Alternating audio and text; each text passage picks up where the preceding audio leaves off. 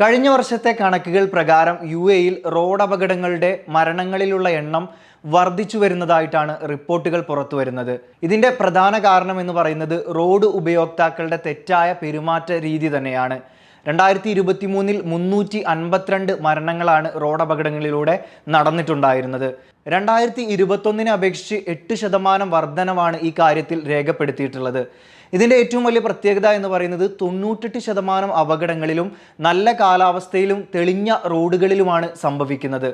ശ്രദ്ധ തെറ്റിയുള്ള ഡ്രൈവിംഗ്, പെട്ടെന്നുള്ള വ്യതിയാനം, ലൈൻ അച്ചടക്കമില്ലായ്മ എന്നിവയാണ് അപകടങ്ങൾ വരുത്തിവെക്കാൻ പ്രധാന കാരണമെന്നാണ് ഈ റിപ്പോർട്ടിൽ പറയുന്നത്.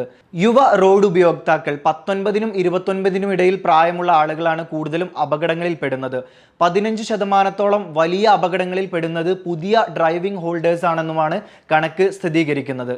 അതുകൊണ്ട് തന്നെ ഈ വർഷത്തെ റോഡ് അപകടങ്ങളും മറ്റും കുറയ്ക്കാനായിട്ട് കൂടുതൽ നിയമ നടപടികൾ അധികൃതർ സ്വീകരിക്കുന്നതായിരിക്കും.